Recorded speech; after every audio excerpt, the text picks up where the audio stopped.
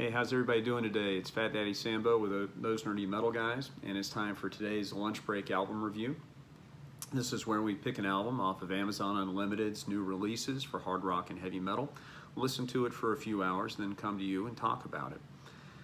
Today's album is Out of the Black's Observer. This was their release from July 14th of 2019, so it hasn't been out very long at all. I picked this album based on the album cover. The figure reminded me of the scenes from Fear Factory's albums that we've seen over the past few years. Also, the color scheme just seemed very Marvel comic-y to me. The caped figure with the lights and the almost explosion of color behind him.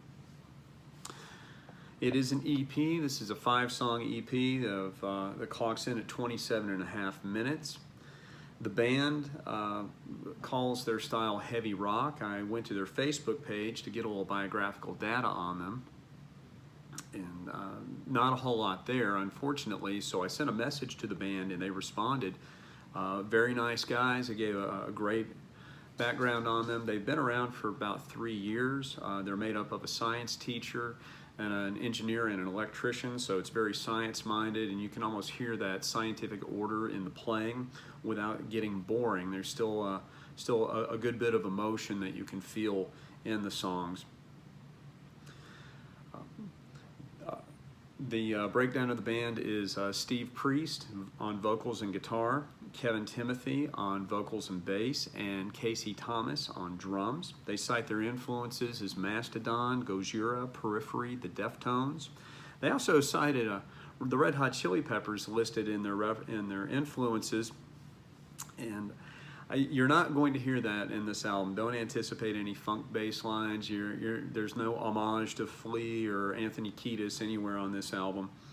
What you are going to get, however, as you listen to this, is a great representation of a band who's taken these influences, mixed it, and really been able to put their own spin on it. This is not simply a tribute band. So you are going to hear the Mastodon in there. I also heard Fear Factory in there. Maybe it was just the cover playing with my ears, but I heard Fear Factory in there, heard Avenged Sevenfold in there a little bit, Mastodon. So let's get into the songs and talk about them a little bit. First song is the longest one on the album. The album opener is Down the Rabbit Hole. Very Fear Factory influence to my ears, mixed with a little Rage Against the Machine or Deftones type breakdowns. This was a great song at the gym. This was a great song while walking or walking the dogs or out working in the yard. A very driving beat. It was great for cardio. It was great for lifting. So if you're gym-minded, this is one to add to your lifting set list. The second song is more straightforward. It lacks the breakdowns to it. It's more Avenged Sevenfold to my ears. The vocal stylings were reminiscent of M Shadows from that White Album period, the self-titled Avenged Sevenfold album period.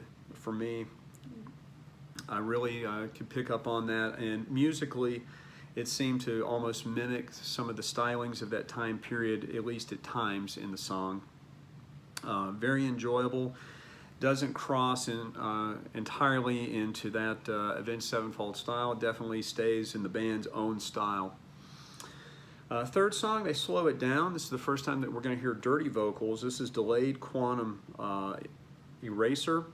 And I'm not sure if this is Steve or Kevin who do the growling, dirty style vocals on this song, but I think they do a great job. It doesn't get quite as intense as, say, something like a Meshuggah type vocal, but definitely it is a change from the previous 2 songs.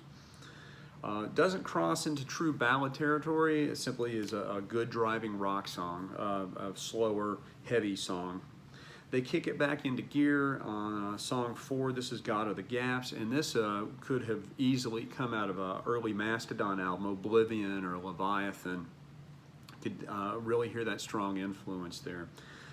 They close the album with The Perfection of Narcissism. It's the longest song, or second longest song, I should say, of the album. This is just shy of 6 minutes.